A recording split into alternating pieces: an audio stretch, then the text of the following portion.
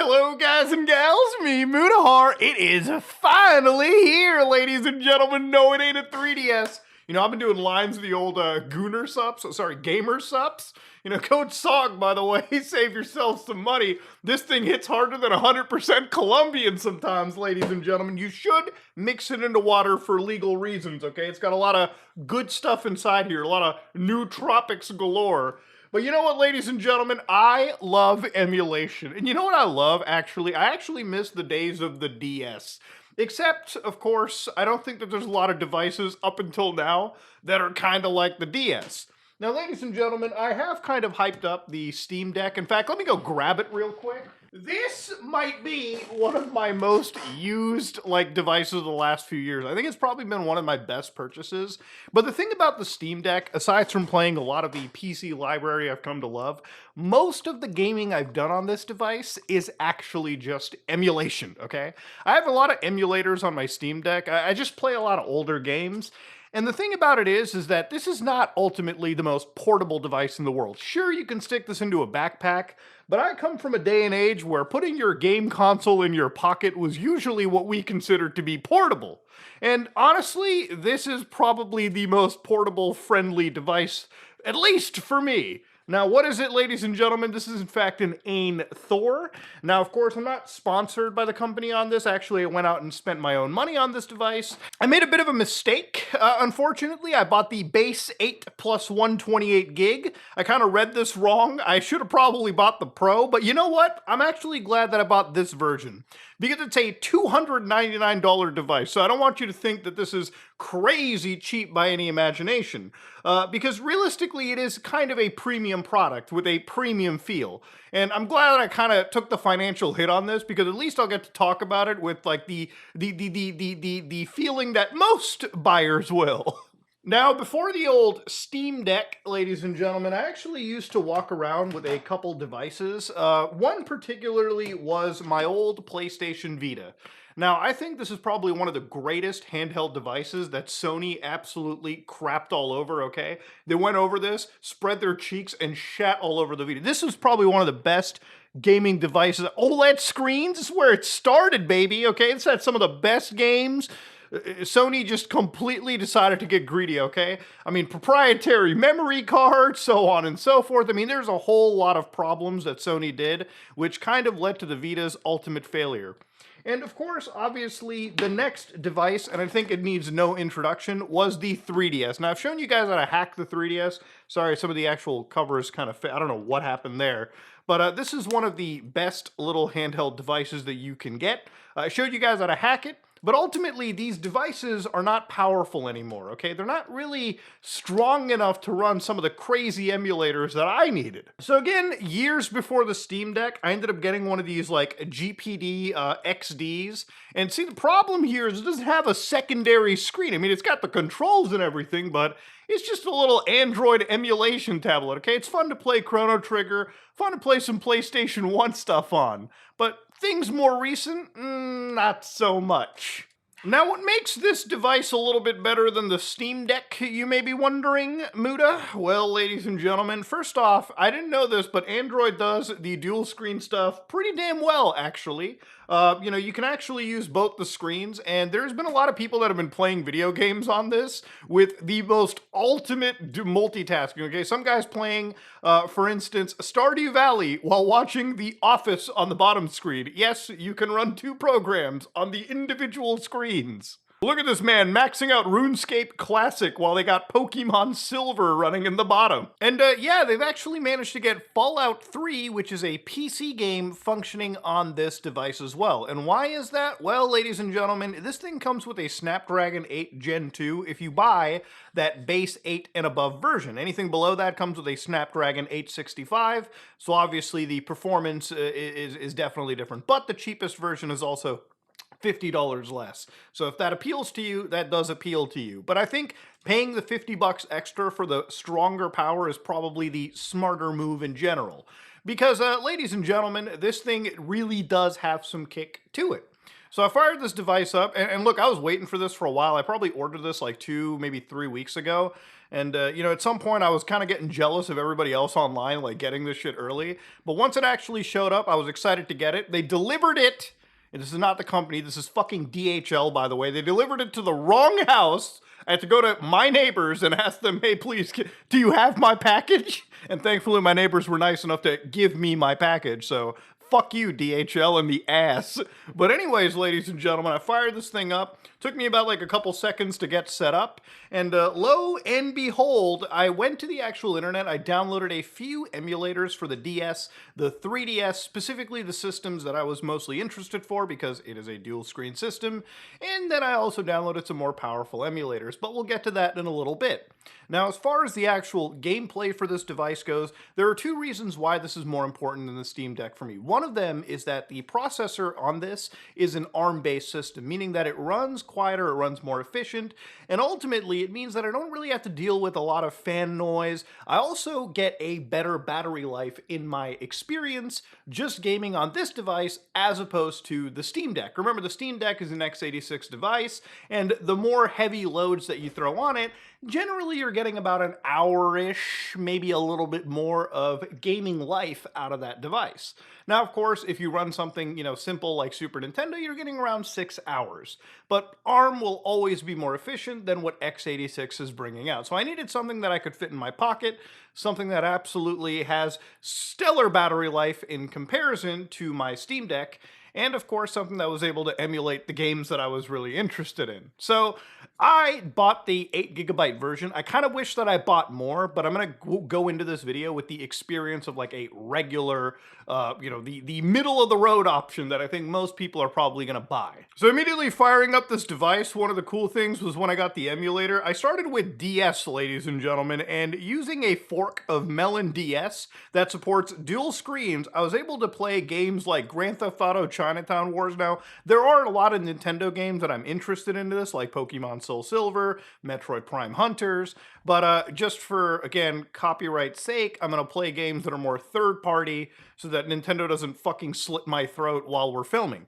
So again, GTA Chinatown Wars runs exceptional on this device. One of the things that I liked about it was like the top screen and the bottom screen being OLED, but being fairly high resolution meant that, even running these DS games at their native resolution of like 200 by something, 200 by 200, literally, it's still actually upscaled to a resolve that I felt kind of matched the aesthetic of old DS games, but with that clearer look. I also applied an LCD filter, so it kind of matched a little bit closer to the DS.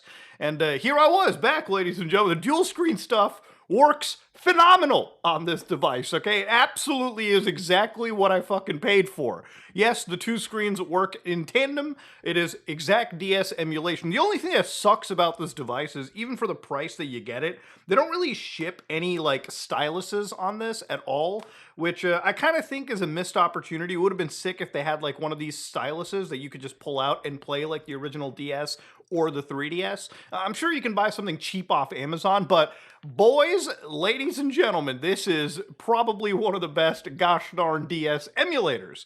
Now, if you were interested in DS stuff, you could still save yourself a lot of money and probably buy the Ambernic RG, which is specifically for DS and costs less than $100 apparently, okay? So if you're only interested in DS, that is probably where you want to go.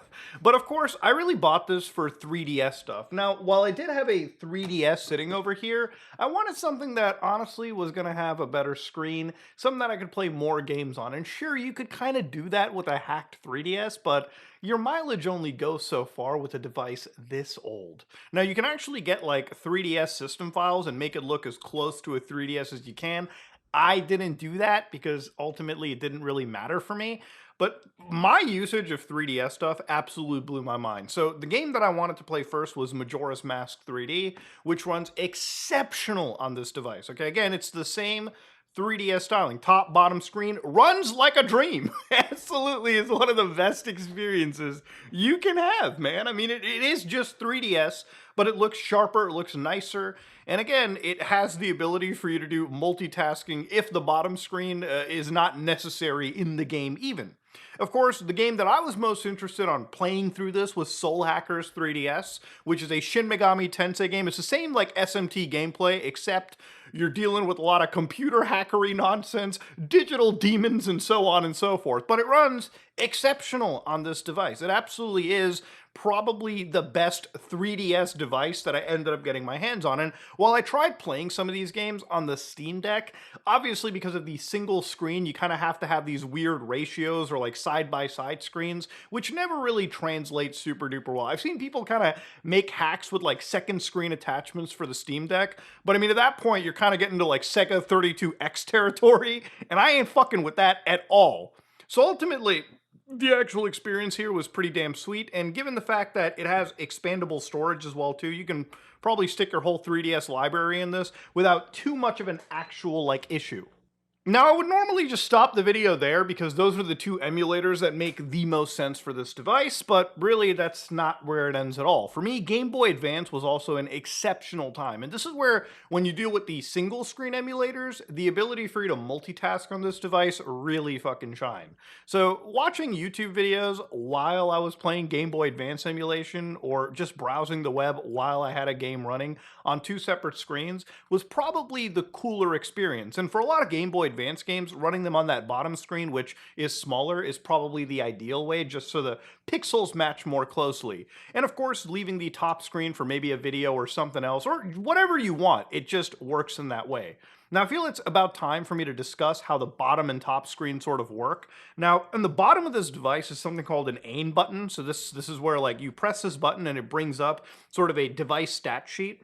But if you go to the mode option, you can absolutely set it to only display the top screen or only display on the bottom screen, and you can change brightness and stuff for both, okay? So really, you have options to kind of like, you know, if you're not using the bottom screen, it's just sitting there blowing like light on you, you can just turn it off.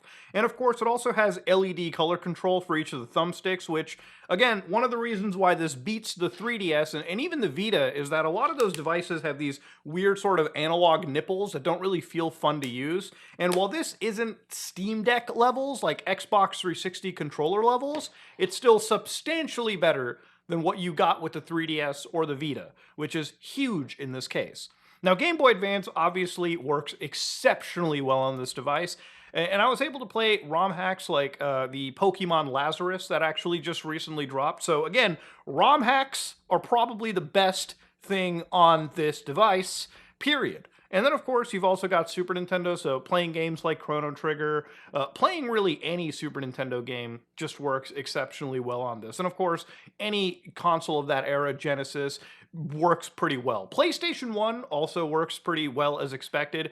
PSP is where I also had a lot of fun, too. So playing games like Metal Gear Acid 2, playing games like SOCOM, Tactical Strike, pretty much on this device, working as amazing as they ever have, was also a treat. But where things got really ramped up for me was trying to play PlayStation 2 games. So I went onto the internet and I found a fork of a PlayStation 2 emulator called Nether SX2. And using Nether SX2, I was able to actually play a fair bit of PlayStation 2 games pretty much at 100% speed with near damn full accuracy. Like, it actually was blowing me away how well PlayStation 2 worked on a device like this. So obviously for me, this was like where it's at. PlayStation 2 is one of my favorite devices, one of my most emulated devices, and seeing it work pretty much out of the box on this was absolutely a treat. The other thing that kind of started getting to me was obviously the next set of systems. I was kind of blown away to see Nintendo as a Wii U emulated pretty well on this. Now remember, the Wii U shipped with a gamepad, so you kind of had the screen and the bottom screen experience. And I'm proud to say that Wii U stuff works really well on this device. I loaded up some Wind Waker HD, and you can actually download a specific fork of CMU, where it renders the gamepad on the bottom screen. So you get the top screen with like actual like gameplay, and it looks really damn good. And then the bottom screen is all the gamepad stuff that you could have needed. So yes, you actually, unironically, and I didn't even think about this when I was making the purchase, but this device kind of becomes the best Wii U emulation device you can probably get your hands on. Now remember, I bought an 8 GB device, so this is where my mileage started to stop. So when I moved up to Switch emulation, I played Tears of the Kingdom for probably 5 minutes max before the system started crashing. And I thought that it had a lot to do with the RAM on the device. And it probably does. Like, the game is using more than 8 gigs alongside the base operating system, so crashes be expected. But then there was also a big issue at this point too, where apparently there's multiple different graphic drivers that you have to toy around with, different versions of the emulator. So at least when it comes to Switch emulation, I think I'll probably stick to either original hardware or just emulating on the good old deck. Because ultimately that's probably the best way to deal with this situation. Now, of course, that might be different for people that buy more of the higher end devices, but for me, Switch emulation kind of died there. Now, there's a lot of people that are actually emulating PC games, like Fallout, for instance, and there are some old PC games that you can now emulate on Android hardware, ARM-based chipsets. You kind of see this with games like Grand Theft Auto 5, at least the older Legacy Edition, running on Android phones through emulation. Because yes, you can play old PC games under emulation on Android phones. It's a wild fucking world we live in. Unfortunately, this device does not have nearly enough memory for me to be toying around with that kind of stuff. And it also wasn't something that I really bought the device for. But if you were somebody that wanted to play some older PC games, like even all the way up to like Metal Gear Solid 5 Phantom Pain, which, I mean, that game is pretty old now, 10 years at this point, you could probably still play a lot of those old PC games on a device like this, and it would probably run decently well. Now, as far as Android-based games work, remember games like Red Dead Redemption are suddenly dropping on Android? Yeah, it's crazy how that game went from like being locked to 2 devices. Now it's just like Rockstar's most ported fucking game recently. Yeah, you could probably end up getting that running on this device. And of course, there's a whole bunch of Android games that you could actually have running on this. Me personally, I don't really care for anything on Android. I think the only mobile game that I'm really playing is probably like RuneScape and Wuthering Waves. And other than that, those games work exceptionally fine on this device. But that's not what I really bought it for. But you can still absolutely play those games and have a pretty fun time. For me, this is a device that finally dethrones my Steam Deck. And it's probably the device that I'm going to be carrying around with me anytime I travel anywhere, because really I emulate most of my games, and to have something that I can absolutely stick in my pocket without unzipping out of my bag for customs and everything and all that bullshit associated, this is probably where I'm going to stick around with. But of course, the price is definitely a bit of a sore spot. I would say that this is an affordable device, but let's be real, it's a luxury for a lot of people. God bless. Thank you very much for allowing somebody like me to have the privilege of getting something like this.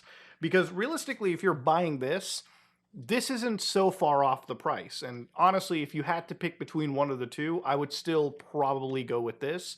But if you're somebody where DS and 3DS emulation really fucking excites you, this is what I've been waiting for. If you like what you saw, please like, comment, and subscribe. Dislike it if you dislike it. I am out.